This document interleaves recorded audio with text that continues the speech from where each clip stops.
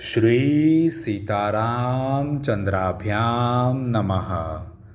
अयोध्या कांड 85वां सर्ग। गुह और भरत की बातचीत तथा भरत का शोक। निषाद राजगुह के ऐसा कहने पर महाबुद्धिमान भरत ने युक्ति और प्रयोजन युक्त वचनों में उसे इस प्रकार उत्तर दिया। भैया, तुम मेरे बड़े भाई श्री राम के सखा हो, मेरी इतनी बड़ी सेना का सत्कार करना चाहते हो। यह तुम्हारा मनोरथ बहुत ही ऊंचा है, तुम उसे पूर्ण ही समझो। तुम्हारी श्रद्धा ही हम सब लोगों का सत्कार हो गया। यह कहकर महातेजस्वी श्रीमान भरत ने गंतव्य मार्ग को हाथ के संकेत से दिखाते हुए पुनः गुह से उत्तम वाणी में पूछा, निषादराज, इन दो मार्गों में से किसके द्वारा मुझे भरद्वाज मुनि के आश्रम पर जाना होगा? गंगा के किनारे का यह प्रदेश तो बड़ा गहन मालूम होता है, इसे लांघकर आगे बढ़ना कठिन है। बुद्धिमान राजकुमार भरत का यह वचन सुनकर वन में विचरने वाले गुह ने हाथ जोड़कर कहा, महाबली राजकुमार, आपके साथ बहुत से मल्लाह जाएंगे जो इस प्रदेश से पूर्ण परिचित तथा भली भांति सावधान रहने वाले हैं। इनके सिवा मैं भी आपके साथ चलूँगा, परंतु एक बात बताइए, अनायास ही महान पराक्रम करने वाले श्री रामचंद्र जी के प्रति आप कोई दुर्भावना लेकर तो नहीं जा रहे हैं?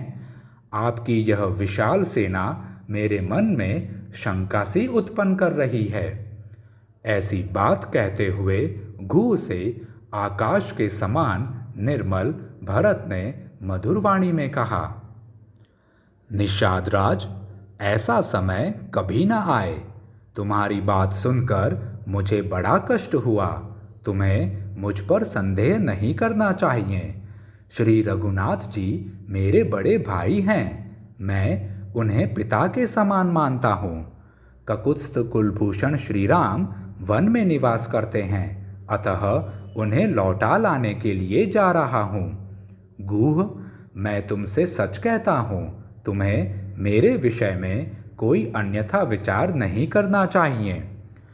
भरत की बात सुनकर निषाद राज का मुंह प्रसन्नता से खिल उठा। वह हर्ष से भरकर पुनः भरत से बोला, आप धन्य हैं जो बिना प्रयत्न के हाथ में आए हुए राज्य को त्याग देना चाहते हैं। आपके समान धर्मात्मा मुझे इस भूमंडल में कोई नहीं दिखाई देता।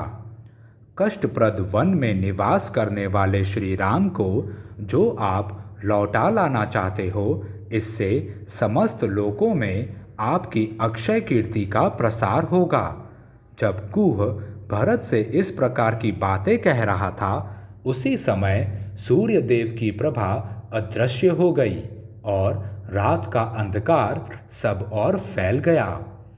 गुह के बर्ताव से श्रीमान भरत को बड़ा संतोष हुआ और वे सेना को विश्राम करने की आज्ञा दे शत्रुघ्न के साथ शयन करने के लिए गए। धर्म पर दृष्टि रखने वाले महात्मा भरत शोक के योग्य नहीं थे, तथापि उनके मन में श्री रामचंद्र जी के लिए चिंता के कारण ऐसा शोक उत्पन्न हुआ जिसका वर्णन नहीं हो सकता। जैसे वन में फैले हुए दावानल से संतप्त हुए वृक्ष को उसके खोखले में छिपी हुई आग और भी अधिक जलाती है, उसी प्रकार दशरथ मरणजन्य चिंता की आग से संतप्त हुए रघुकुल नंदन भरत को वह राम वियोग से उत्पन्न हुई शोकाग्नि और भी जलाने लगी। जैसे सूर्य की किरणों से तपा हुआ हिमालय अपनी पिघली हुई बर्फ को बहाने लगता है, उसी प्रकार भरत शोकाग्नि से संतप्त होने के कारण अपने संपूर्ण अंगों से पसीना बहाने लगे। उस समय कैकेयी कुमार भरत दुख के विशाल पर्वत से आक्रांत हो गए थे। श्री रामचंद्र जी का ध्यान ही उसमें छिद्र रहित शिलाओं का समूह था। दुखपूर्ण उच्छ्वास ही गैरिक आदि धातु का स्थान ले रहा था। दीनता ही वृक्ष समूहों के रूप में प्रतीत होती थी। शोक जनित आयास ही उस दुख रूपी पर्वत के ऊंचे शिखर थे। अतिशय मोह ही उसमें अनंत प्राणी थे। बाहर भीतर की इंद्रियों में होने वाले संताप ही उस पर्वत की औषधियाँ तथा बांस के वृक्ष थे। उनका मन बहुत दुखी था। वे लंबी सांस खींचते हुए सहसा अपनी सुध-बुध खोकर बड़ी भारी आपत्ति में पड़ गए। मानसिक चिंता से पीड़ित होने के कारण नरश्रेष्ठ भरत को शांति नहीं मिलती थी। उनकी दशा अपने झुंड से बिछुड़े हुए वृषभ की सी हो रही थी। परिवार सहित एकाग्रचित महानुभव भरत जब गुह से मिले, उस समय उनके मन में बड़ा दुख था। वे अपने बड़े भाई के लिए चिंतित थे। अतः गुह ने उन्हें पुनः आश्वासन दिया। इस प्रकार श्री वाल्मीकि निर्मित आर्ष रामायण आदि काव्य के अयोध्या कांड में 85वां सर्ग पूरा हुआ।